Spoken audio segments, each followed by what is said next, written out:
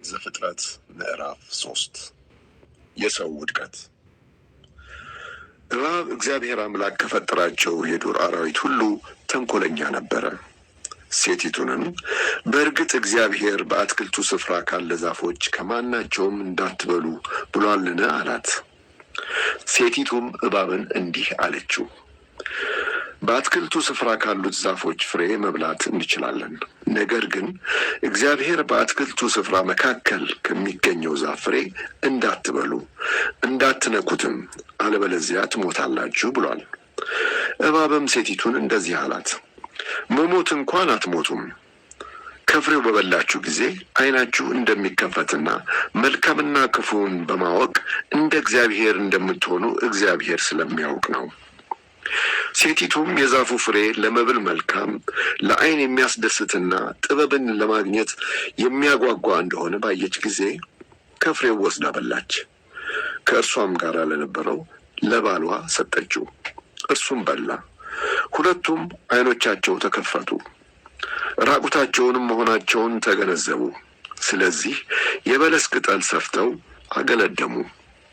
ቀኑ መሸትሸት ሲል እግዚአብሔር አምላክ በአትክልቱ ስፍራ ሲመላለስ አዳምና ሔዋን ድምፁን ሰምተው ከእግዚአብሔር አምላክ ፊት በዛፎች መካከል ተሸሸጉ። እግዚአብሔር አምላክ ግን አዳምን ጠርቶ የት ነህ አለው። አዳምም ድምፅህን በአትክልቱ ስፍራ ሰማሁ፣ ራቁቴንም ስለሆንኩ ፈራሁ፣ ተሸሸኩም ብሎ መለሰ። እግዚአብሔርም ራቁትህን መሆንህን ማን ነገረህ? ከእርሱ እንዳትበላ ብዬ ካዘዝኩ ዛፍ በላህን? አለው። አዳምም ይህች ከእኔ ጋር እንድትኖር የሰጠኸኝ ሴት እርሷ ከዛፉ ፍሬ ሰጠችኝና በላሁ አለ። እግዚአብሔር አምላክ ሴቲቱን ይህ ያደረግሽው ምንድን ነው? አላት። እርሷም እባብ አሳሳተኝና በላሁ አለች። እግዚአብሔር አምላክ እባብን እንደዚህ አለው፣ ይህንን ስለሰራህ ከከብቶችና ከዱር እንስሳት ሁሉ ተለይተህ የተረገምክ ሁን። በሕይወትህ ዘመን ሁሉ በደረትህ እየተሳብ ትሄዳለህ፣ አፈር ትበላለህ። በአንተና በሴቲቱ በዘርህና በዘሯ መካከል ጠላትነትን አደርጋለሁ። እርሱ ራስህን ይቀጠቅጣል፣ አንተም ተረከዙን ትቀጠቅጣለህ። ሴቲቱንም እንዲህ አላት፣ በምጥ ጊዜ ጭንቀትሽን አበዛለሁ፣ በስቃይም ትወልጃለሽ። ፍላጎትሽም ወደ ባልሽ ይሆናል፣ እርሱም የበላይሽ ይሆናል። አዳምንም እንዲህ አለው፣ የሚስትህን ቃል ሰምተህ ከእርሱ አትብላ ብዬ ያዘዝሁህን ዛፍ በልተሃልና ከአንተ የተነሳ ምድር የተረገመች ትሁን። በሕይወትህ ዘመን ሁሉ ምግብህን ጥረህ ግረህ ከእርሷ ታገኛለህ። ምድርም እሾህና አሜኬላ ታበቅልብሃለች።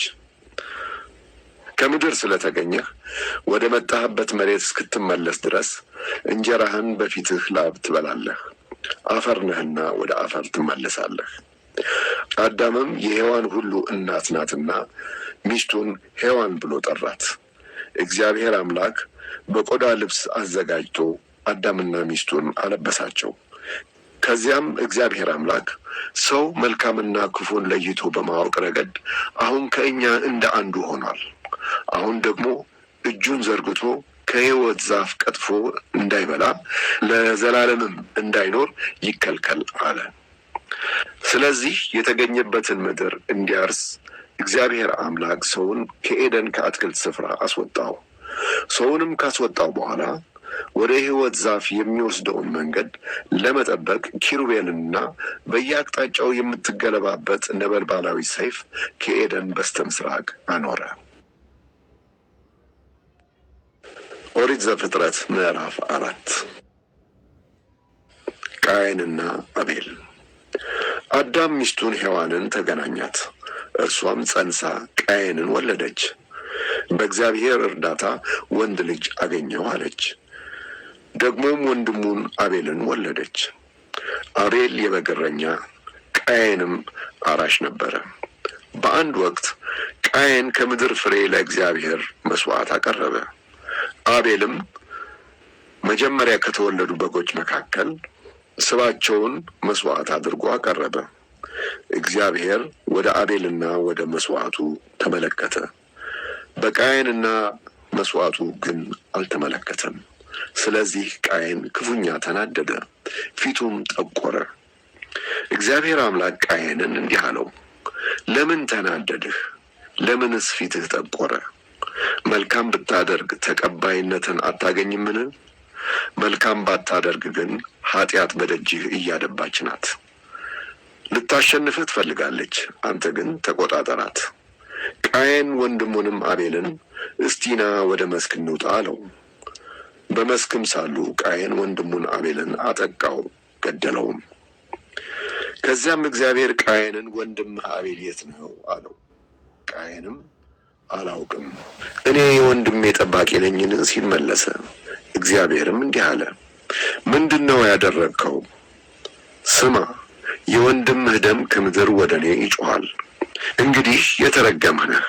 የወንድምህን ደም ከእጅህ ለመቀበል አፏን ከከፈተችው መሬት ትሰደዳለህ፣ ብታርሳትም ፍሬዋን አትለግስህም። በምድር ላይ ኮብላይና ተንከራታች ትሆናለህ። ቃየንም እግዚአብሔርን እንዲህ አለው፣ ቅጣቴ ልሸከመው ከምችለው በላይ ነው። እነሆ ዛሬ ከምድሪቱ አባረርኸኝ፣ ከፊትህም እሸሸጋለሁ። በምድር ላይ ኮብላይና ተንከራታች እሆናለሁ፣ የሚያገኘኝም ሁሉ ይገድለኛል። እግዚአብሔር ግን የለም፣ እንደርሱ አይሆንም። ማንም ቃየንን ቢገድል 7 እጥፍ የበቀል ቅጣት ይቀጣል አለው። ስለዚህ ያገኘው ሁሉ እንዳይገድለው እግዚአብሔር በቃየን ላይ ምልክት አደረገለት። ቃየንም ከእግዚአብሔር ፊት ወጥቶ ሄደ። ከኤደንም በስተ ምስራቅ በምትገኘው ኖድ በተባለችው ምድር ተቀመጠ። ቃየን ሚስቱን ተገናኛት፣ እርሷም ጸንሳ ሄኖክን ወለደች። ቃየን የቆረቆረውን ከተማ በልጁ ስም ሄኖክ ብሎ ጠራው። ሄኖክ ኢራድን ወለደ። ኢራድም ሙሃያኤልን፣ ሙሃያኤልም ማቱሳኤልን፣ ማቱሳኤልም ላሜህን ወለደ። ላሜህ 2 ሚስቶች አገባ። የአንደኛዋ ስም አዳ፣ የሁለተኛዋም ጺላ ነበረ። አዳ ያባልን ወለደች። እርሱም በድንኳን ለሚኖሩ የከብት አርቢዎች አባት ነበረ። ወንድሙም ዮባል ይባላል። እርሱም የበገና ደርዳሪዎች፣ የዋሽንት ነፊዎች አባት ነበረ። ሴላም ደግማ ቱባልቅያን የተባለ ወንድ ልጅ ነበራት። እርሱም ከብረትና ከናስ ልዩ ልዩ መሳሪያዎችን እየቀረጸ የሚሰራ ነበረ። የቱባልቅያን እህት ናዕማ ትባል ነበረ። ላሜህ ሚስቶቹን እንዲህ አላቸው፣ አዳና ጺላ ሆይ ስሙኝ፣ የላሜህ ሚስቶች ሆይ አድምጡኝ።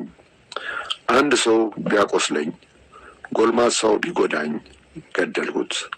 ቃየንን የሚገድል 7 ጊዜ ቅጣት ካገኘው የላሜህ ገዳይማ 77 ጊዜ ቅጣት ያገኘዋል። አዳም እንደገና ሚስቱን ተገናኛት፣ እርሷም ወንድ ልጅ ወለደች። ቃየል በገደለው በአቤል ፋንታ እግዚአብሔር ምትክ ሰጠኝ ስትል ስሙን ሴት ብላ ጠራችው። ለሴትም ደግሞ ወንድ ልጅ ተወለደለት፣ ስሙንም ሄኖስ አለው። በዚህም ዘመን ሰዎች የእግዚአብሔርን ስም መጥራት ጀመሩ።